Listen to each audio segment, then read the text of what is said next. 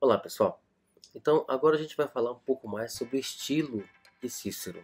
Como eu falei antes, Cícero é um grande nome, é um grande representante da prosa latina. É através dos seus textos, é através das suas informações, dos seus vastos materiais, na sua vasta herança literária, é que nós sabemos muita coisa, quase tudo, na verdade, sobre esse período tão conturbado da República Romana.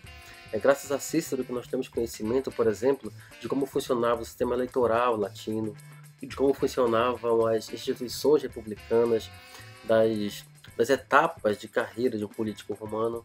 É Cícero, enfim, que nos transmite, através de suas obras, todo um grande legado da rica língua latina em si, ou seja, a sintaxe, o estilo, o vocabulário que o latim tem a oferecer ao longo de séculos para o mundo ocidental, certo? Então Cícero é a grande referência, não somente intelectual, política, cultural, histórica de Roma, mas também linguística, é o que nos interessa de imediato, certo? Da sua vasta obra, que inclui filosofia, inclui epistulário, inclui retórica, inclui até poesia, embora não tenha chegado até nós vamos dar atenção especial à sua obra retórica, tá certo? Então nesse momento a gente vai falar um pouco do seu estilo oratório, tudo bem? Bom, a gente falou de retórica no vídeo anterior, a gente viu que a retórica ela é essencialmente grega. E ela demorou para chegar entre os romanos um pouco, né? A retórica surge no século V na Grécia, se desenvolveu bastante por lá, né? Especialmente com Aristóteles, mas não era bem vista em Roma, quando chegou a Roma. De fato, foi uma disciplina que encontrou dificuldades porque não era bem vista, uma vez que tinha aquele peso ainda de ser uma técnica que pretendia vencer a argumentação a qualquer custo, ou seja, parecia enganar o interlocutor, parecia ludibriar, manipular o auditório, né? E isso era contra o mos maiorum de então, ou seja, contra aquela ética, aquela moral austera, tipicamente romana, né? Então, não foi bem visto, mas a retórica venceu e penetrou na região do Lácio assim mesmo, né? A partir do século II a.C., a retórica já se estabelece em Roma e muitas escolas são fundadas, muitos oradores surgem e grande parte isso se deve à atuação do maior deles, Cícero, né? Não que não houvesse outros oradores, né? Muito bons oradores na sua época, havia sim, mas Cícero sem dúvida se destaca dos demais. E ele seguiu de perto a retórica grega, ou seja, a retórica aristotélica. Cícero era essencialmente aristotélico, embora discordasse em alguns pontos do estilo de Aristóteles. Bom, e de todo modo, ele inseriu grande romanidade. Cícero contribuiu muito para a evolução, para o aprimoramento da teoria retórica em Roma. Especialmente no que se refere ao debate, né, à prática da retórica no meio político romano, mas também a necessidade ou a importância das questões filosóficas dessa disciplina. Então é com Cícero que a prosa romana, especialmente a oratória, atinge a maturidade literária. O auge da cultura literária em prosa romana se dá com Cícero, certo? E ele deixou para nós um completo arcabouço teórico a respeito da disciplina, a respeito da retórica. Vamos olhar agora panoramicamente na sua obra retórica, certo? Lembrando que ele se destacou tanto quanto magister, ou seja, como teórico, como professor de retórica, porque ele escreveu vários tratados sobre isso, mas também como um artífice. Ele foi orador e dos melhores, certo? Então a obra, os seus discursos chegaram até nós, o que comprova a grandeza da qualidade da oratória ciceroniana, certo? Muito bem. No que concerne à teoria retórica, nós temos aí vários tratados, eu vou falar dos principais. O primeiro deles, o De Inventione, ainda na sua fase de adolescência, né? Ele era muito jovem quando escreveu essa obra e ainda é uma obra de aspecto eminentemente técnico, né? Não será aquela obra com a qualidade que ele vai desenvolver ao longo dos anos seguintes. É, na verdade, um opúsculo juvenil, né? E que contém tudo que os outros manuais da época, os outros manuais de retórica publicados por outros autores da época já tinham. Particularmente uma relação muito estreita com outro tratado que chegou até nós, de autoria desconhecida, a princípio achou-se que era de Cícero, mas depois viu que não, que é o Rhetorica ad Areninum. E essa é muito parecida com essa obra, mas a Cícero parece que pretendia escrever muito mais, né? Mas só chegou até nós esse livro, De Inventione. Quando ele já está amadurecido intelectualmente, ele escreve os 3 principais tratados de retórica do mundo romano. Você tem o principal deles, o De Oratore, escrito em 55 a.C., que pretendia ser a obra definitiva de retórica, né?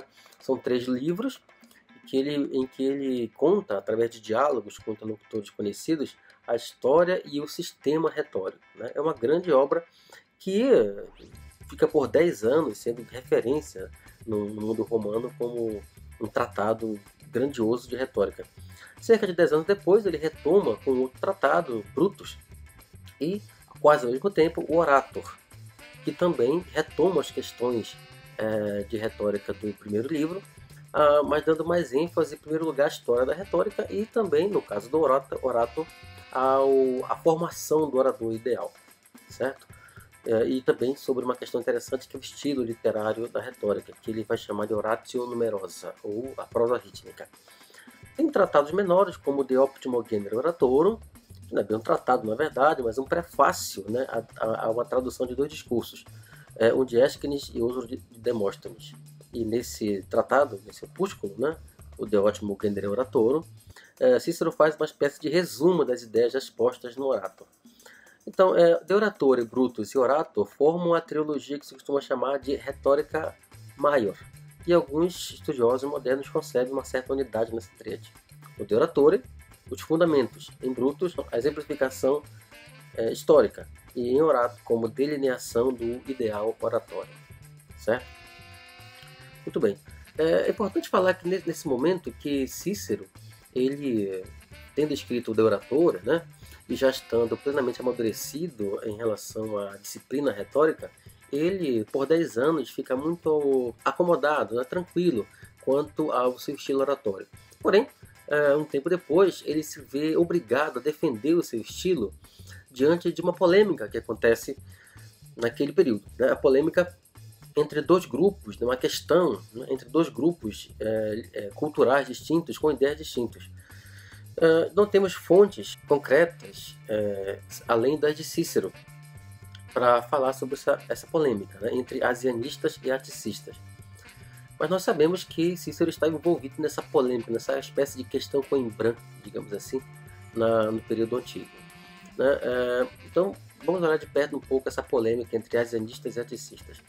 Os asianistas, né, eram daquela corrente estilística, né, de estilo mais empolgado, repleto de elementos rítmicos e superabundante em efeitos, que vigorou a partir do século III em todo o Mediterrâneo.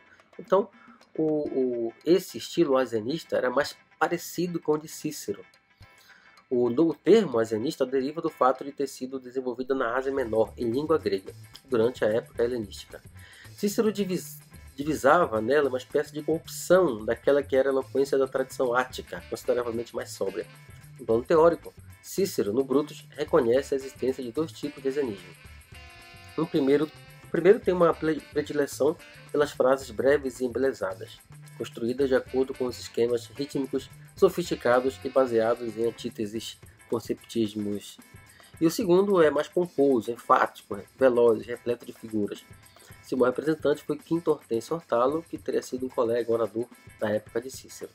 Então, o asianismo, em linhas gerais, ele é mais conceptista, ele é mais, mais rebuscado, um estilo que privilegia o uso de figuras, mais empolado, mais grandiloquente, mais próximo do estilo de Cícero, e foi disso que ele foi acusado, por esse estilo superabundante em figuras e exagerado. Ao asianismo se opunham os aticistas, ou neoáticos, como chamava Cícero, um pouco depreciativamente, porque eles eram jovens, né? Esse neo de novo, eram jovens artistas que pertenciam a esse movimento, né? Encabeçados por Calvo e Bruto, Bruto era amigo de Cícero, por sinal, né? Eles optavam por um estilo desprovido de adornos estilísticos, sem atenção especial ao ritmo, negligenciando o uso do fator emocional e tomando como modelo Tucídides, Xenofonte e Lísias, que Lísias era um orador grego, e que eram todos escritores áticos do século V. Então, Cícero vai ser criticado por esses aticistas, né, em relação ao seu estilo, mas Cícero vai tentar refutar essas acusações, né? E ele vai ser obrigado a defender o seu próprio estilo oratório, se defendendo das acusações de ter esse estilo que já era considerado exagerado e, portanto, inoportuno para aquele momento da retórica em Roma. Acontece que na segunda metade do século de Augusto, né, o aticismo foi suplantado pelo asianismo, ou seja, o asianismo venceu, e a oratória tornou-se divertimento de salão, com as declamações, como eu falei. Né?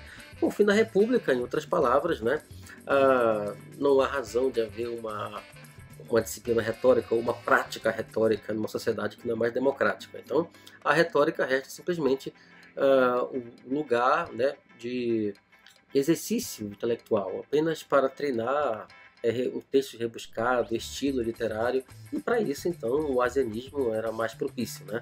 Ou seja, era muito mais propício para a retórica numa época antidemocrática, porque era imperialista, simplesmente tratar o texto e ali treinar, praticar recursos elaboradíssimos, rebuscados, próprios do asianismo. Por isso o aticismo perdeu espaço. Na Grécia parece que o aticismo era um pouco mais sofisticado do que em Roma, né? E é essa defesa que Cícero faz, né? O modelo de asianista que ele mesmo fala isso no Orator, é um modelo que é mais próximo do que aquilo que ele chamava de aticismo. Ou seja, Cícero não era um asianista extremado, exagerado, como diziam os aticistas a seu respeito. Não, ele era um asianista muito mais próximo do aticismo grego, ou seja, mais comedido, mais apegado à simplicidade, mas sem desmerecer a elegância e a grandiosidade do texto. Então, ou seja, um estilo mais equilibrado. É essa a defesa que ele faz. Né? Em Roma, o aticismo teve vida curta, não teve grandes representantes, não sabemos também quais seriam todos os representantes, porque a única fonte de informação que nós temos é o próprio Cícero. Né? E, de fato, com a queda da República, não havia mais condições de se praticar estilo literário desse tipo, porque não havia espaço, como eu falei, para a prática oratória. Certo? Enfim, a acusação, esses dois movimentos parece que se desenvolveram em Roma e houve os seus respectivos líderes, e como resultado dessa querela, né, isso só para contextualizar que Cícero procura se defender desse ataque contra seu estilo, e para isso escreve uma obra defendendo o seu estilo, e essa obra é o Orator. Nessa polêmica, né, que ele escreve essa obra para delinear qual seria o seu estilo e, portanto, o estilo de oratória ideal, certo? No Orator, ele fala da necessidade de formação integral do orador, inclusive no que diz respeito ao conhecimento de filosofia e ciências universais. Ou seja, a defesa de Cícero é a seguinte, basicamente. Ele é um asianista, sim, mas aquele asianista mais perto dos modelos gregos, que poderiam ser chamados de aticistas, e que propugnavam um estilo oratório que era sim elaborado, rebuscado, ornamentado formalmente, mas que apresentava conteúdo igualmente rico. E esse estilo é resultado de uma ideia de orador. Um orador que deve ter uma formação universal, completa em filosofia, em história, em direito, óbvio, e que também tinha que dominar as técnicas estilísticas para o embelezamento do texto, da elocutio, lembra? Pois é. Então, esse é o orador ideal de Cícero. Nesse tratado Orator, ele faz as duas coisas. Ele fala, em primeiro lugar, como é que deve ser esse orador ideal, certo? A formação desse orador, e depois fala da técnica estilística ideal que caracteriza esse orador perfeito. Então, aquilo que eu falei agora há pouco, né? O orador ideal para Cícero é aquele que se refere no que se refere ao estilo e ao gênero, e também às funções, ou seja, o orador ideal ele é completo no que concerne a esse escritor que domina o estilo literário, todos os gêneros da oratória e as funções do próprio orador, certo? E é claro, além do conhecimento de todas as disciplinas liberais da época, inclusive o uso do ritmo, ou seja, a ornamentação do discurso, né? Uma novidade que aparece em Cícero, e já falei no outro vídeo, que é a relação que ele estabelece entre os officia oratores, as funções do orador, que é docere, delectare, movere, ou seja, ensinar, agradar, comover, e os genera dicendi, ou os gêneros do discurso. Ou seja, para cada função, o estilo deve ser o mais apropriado possível. Quantos são os deveres do orador, tantos são os gêneros do estilo. Ou seja, simples ao ensinar, moderado ao agradar e veemente ao comover. E neste último, na veemência ao comover, é que está a força do orador. Cícero, na sua obra teórica de retórica, ele procura delinear esse orador perfeito, né, que não existe, na verdade, é uma idealização, no sentido platônico, uma idealização do orador, que ele fala, né, nos seus textos, que nunca existiu ninguém igual a esse orador, apenas quem se aproximasse, como por exemplo Demóstenes, a quem ele admirava, e, claro, ele mesmo. Então, esse orador ideal de Cícero é aquele que sabe usar cada modalidade estilística de acordo com as circunstâncias. É o que ele chama de decoro, ou seja, conveniência, né? É eloquente, diz-nos ele, aquele orador capaz de dizer coisas simples com sutileza, coisas elevadas com grandeza e coisas medianas com tom médio. Em síntese, para Cícero, o orador ideal não é aquele que se destaca apenas em um dos estilos. Ou seja, o orador ideal não é aquele dos aticistas que propugnavam um estilo simples, apenas simples. Né? Para Cícero, o orador ideal é aquele que, além do simples, domina os outros estilos também e sabe usar cada um convenientemente, de acordo com a situação. Ou seja, para Cícero, o orador ideal é aquele que consegue manejar os três estilos e a relação entre eles, ou seja, simples ao ensinar, moderado ao agradar e veemente ao comover, né? Tem que usar essa prerrogativa de acordo com a circunstância, convenientemente, ou seja, de acordo com o momento. Então, esse orador perfeito, como eu falei, nunca existiu, né? Mas ele trata dessa ideia do ideal. Por isso que o orador ideal para ele nunca existiu. Então, essa é a concepção que ele tem a respeito do orador, que deve ser alguém que saiba usar os estilos oratórios de acordo com as circunstâncias, e não apenas ficar preso em um, como pretendia os aticistas. Essa é a defesa dele, certo? No Horácio, ele fala sobre o estilo dele próprio, que a gente vai chamar aqui de prosa rítmica, a oratio numerosa, ou seja, prosa ritmada. A prosa rítmica é a maior característica do estilo oratório de Cícero. Ou seja, é a capacidade de construir uma prosa consciente de seus artifícios estéticos. A unidade receptora dos ornamentos que comporão o magnífico estilo de Cícero é o período oratório, em grego períodos, ou seja, uma frase que tem um começo, tem um ápice e se conclui em si mesma, uma ideia completa. E é no período oratório que incidem os elementos que formarão a elaborada técnica da prosa rítmica ciceroniana, ou seja, o período oratório que suporta, que recebe as características ornamentativas de uma prosa altamente elaborada, altamente estilizada, como é a prosa ciceroniana, especificamente a prosa oratória dele, certo? Então, a prosa é muito mais bem ordenada e agradável se for organizada a partir desses articuli, ou seja, dessas pequenas partes que compõem o período. Em latim, inquisa, né, de inquiso. Em grego, você fala coma e colon. No plural, comata e cola. Que traduz-se do latim como incisos, inquisa, plural, de comata, e membra, plural, de cola, que são unidades um pouco maiores. Ou seja, Cícero constrói o seu período de forma, digamos, hierárquica, né? Um período maior que se subdivide em partículas, em partes, né? As partes secundárias são os membros e as menores são os incisos, né?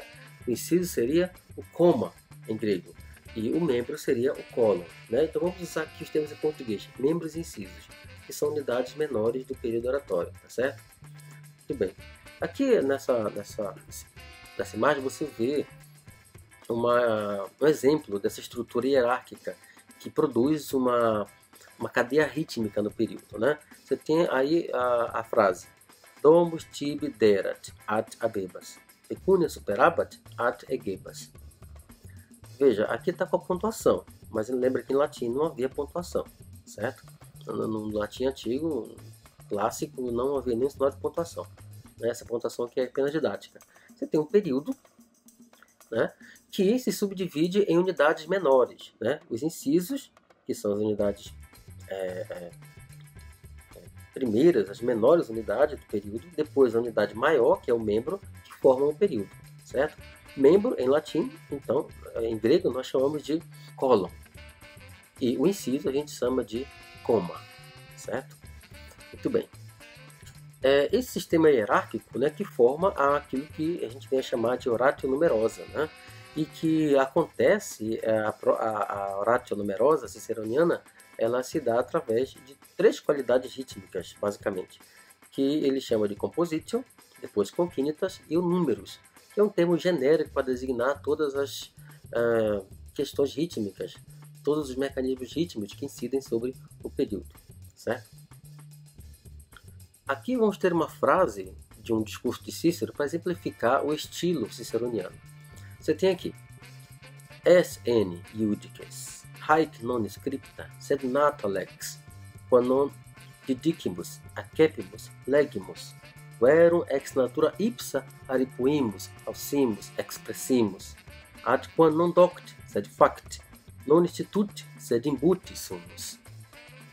Nesse período, você tem exemplos da estilização do discurso do período oratório ciceroniano, certo? Vamos analisar um pouco mais de perto esse período.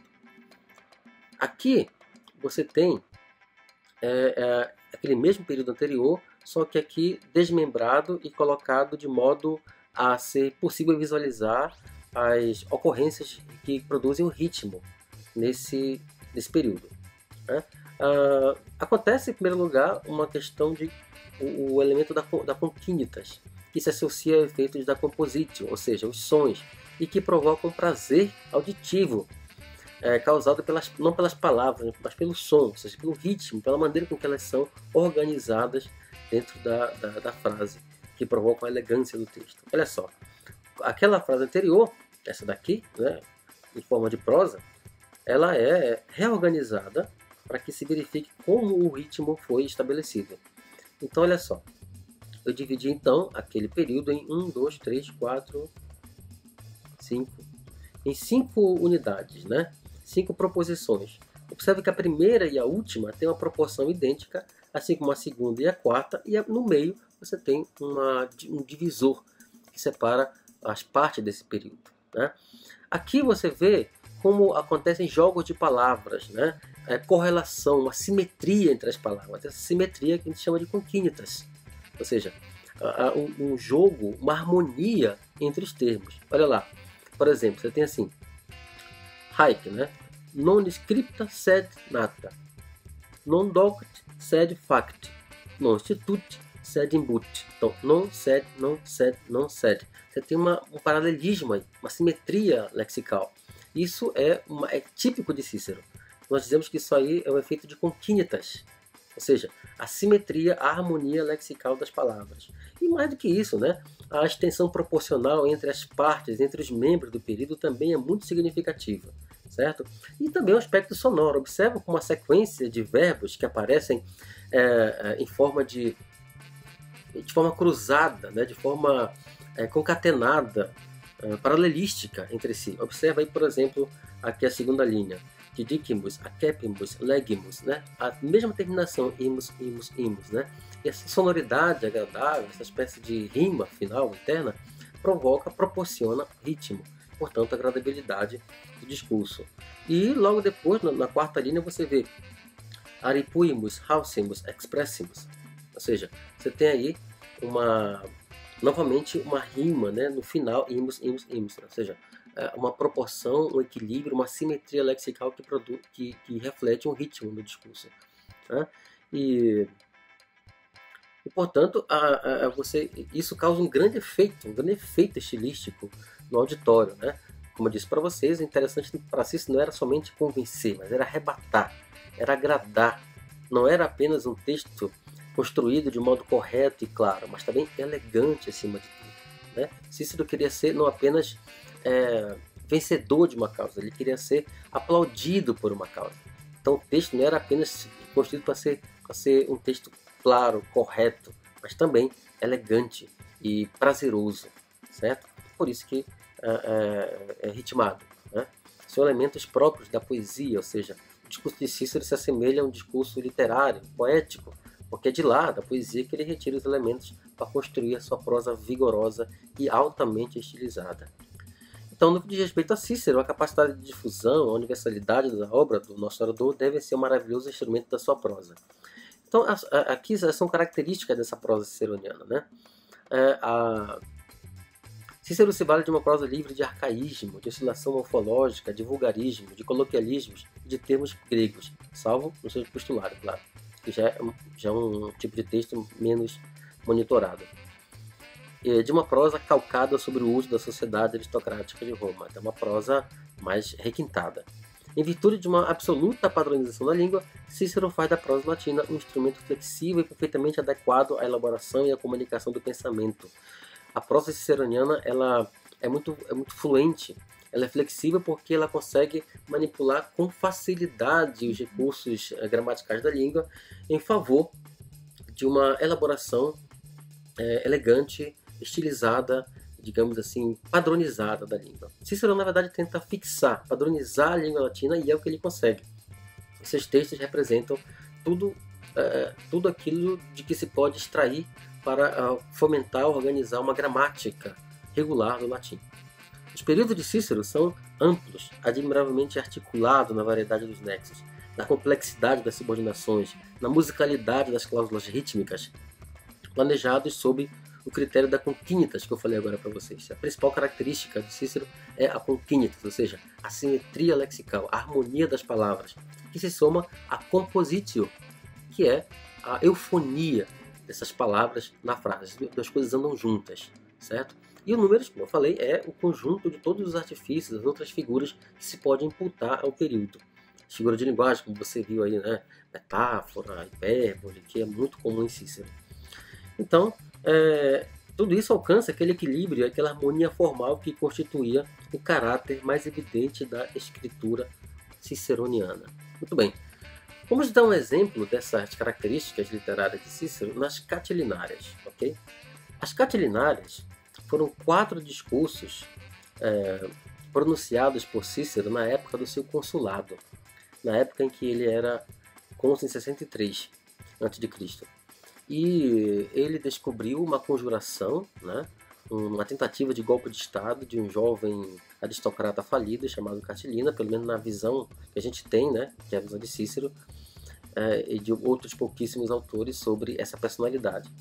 Parece que ele tentava, ele queria desestabilizar o Estado através de guerrilhas, incêndios, várias sedições aqui e ali para desestabilizar o governo de Cícero. Parece que ele havia perdido a eleição 2 vezes, ficou falido e queria tomar o poder à força, né?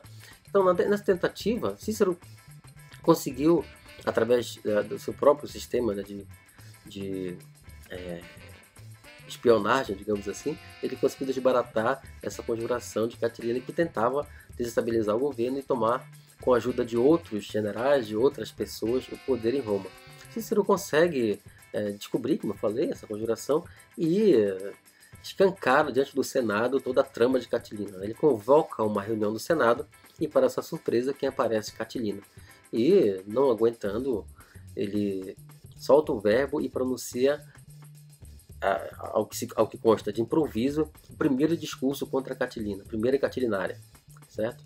E essa é uma das mais famosas, a primeira Catilinária, no Senado, né, diante de Catilina. Ela já começa de modo muito veemente, né? E consegue desconcertar completamente o jovem Catilina. Então foram 4 discursos, né? O primeiro, como eu falei agora, no Senado, em que Cícero denuncia Catilina. O segundo discurso é logo no dia seguinte, no fórum, em que ele informa o povo sobre a conjuração, os planos que foram desbaratados. O terceiro discurso, a terceira Catilinária, foi perante o povo também, em 3 de dezembro, onde ele explica as manobras dos conspiradores. E no dia seguinte, o quarto e último discurso para o Senado, para que eles, exortando os senadores a condenarem à morte os culpados. Catilina morre em batalha, mas os demais conspiradores são presos e condenados à morte por Cícero sem julgamento. Esse fato vai ser importante porque vai ocasionar o exílio de Cícero alguns anos depois, quando Cláudio, o tribuno da plebe, inimigo de Cícero, faz com que seja aceita uma lei, aprovada uma lei, que manda para o exílio aqueles que condenaram os cidadãos romanos sem julgamento, uma lei de encomenda para pegar Cícero de surpresa. Mas isso é outra história, a gente vai voltar a falar sobre isso quando falar do discurso Procélio.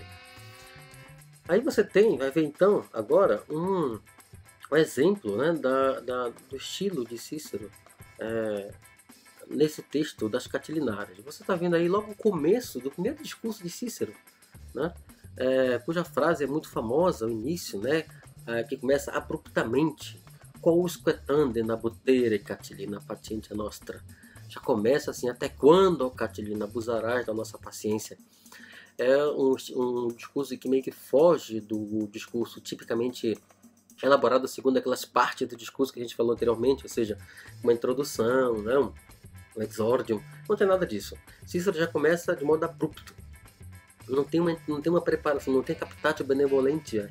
Só tem Cícero sendo altamente ríspido e inesperado com desse discurso. Uma espécie de um elemento bombástico aqui, né? De imediato, de modo bem abrupto e eloquente, furioso, né? Cícero começa com esse discurso contra a Catilina. Vamos olhar, eu espero que vocês tenham lido esse fragmento, né? Todo, mas eu vou analisar aquele em latim. As estratégias argumentativas, o estilo argumentativo, a questão mais de conteúdo, né, do discurso de Cícero, a gente vai ver quando analisar o Procailio na próxima semana.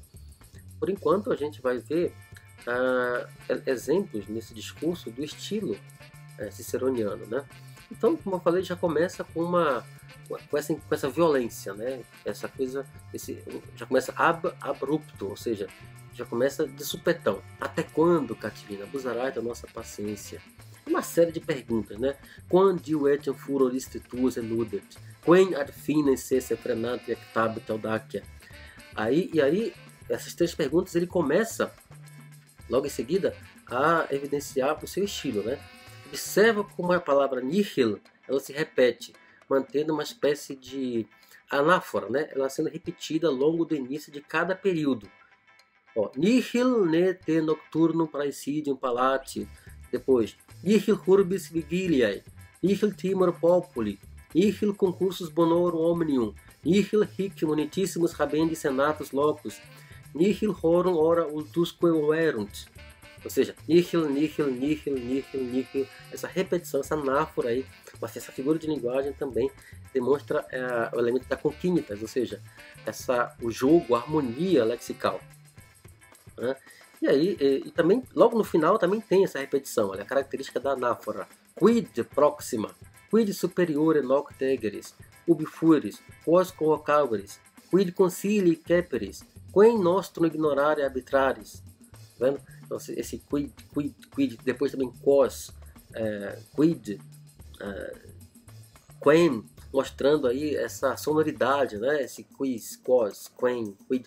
Essa repetição também é própria da compositio, ou seja, de elementos sonoros que provocam a eufonia e que aumentam o fator lexical, né? dão um encadeamento rítmico para o léxico ali organizado. Isso também é típico do estilo ciceroniano, né?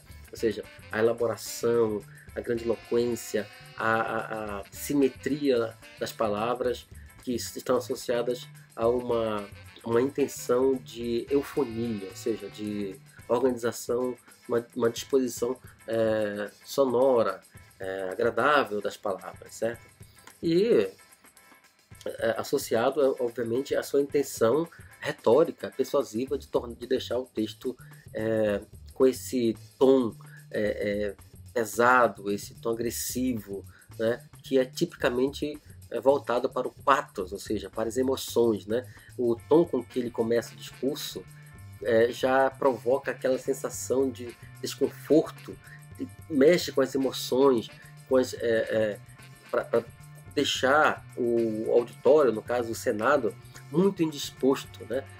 Contra a Catilina, ou seja, Cícero também trabalha através do discurso com as emoções, né? Aí entra também o fator patético, de patos, ou seja, de mexer as emoções, a raiva, despertar a raiva dos senadores contra Catilina. E ele vai fazer isso ao longo de todo o seu discurso, certo?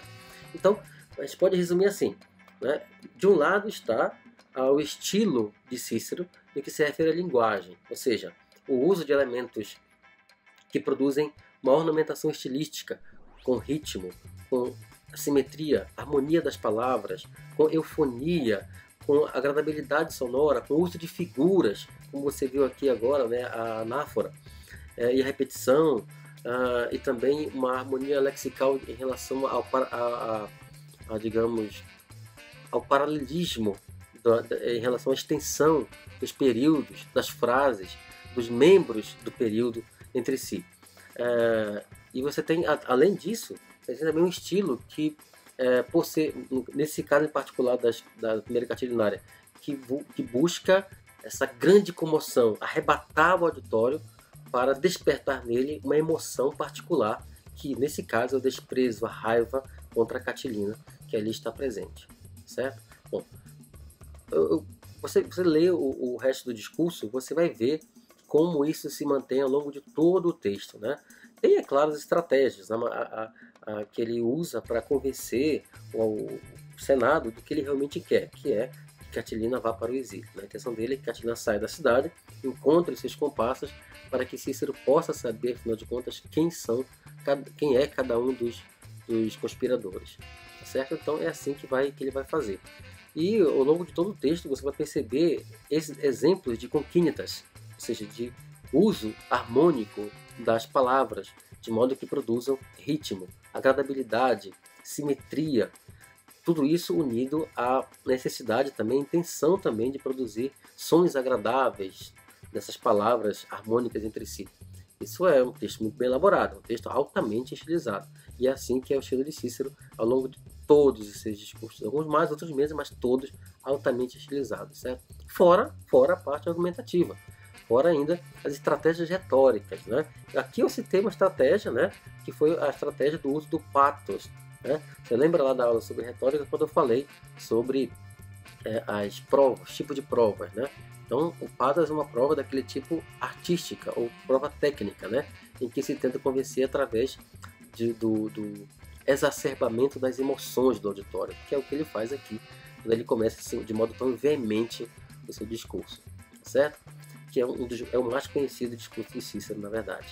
Tá bom, gente? Então tá, então por enquanto é isso. Leiam o discurso de Cícero, esse aí, tentem verificar essas questões, tá certo? Assistam os vídeos de apoio que eu vou deixar aqui, e na próxima aula a gente vai falar mais detalhadamente sobre as estratégias argumentativas dele no Procailio, que é um discurso que ele pronuncia depois do retorno do exílio. Tá bem? Então até lá.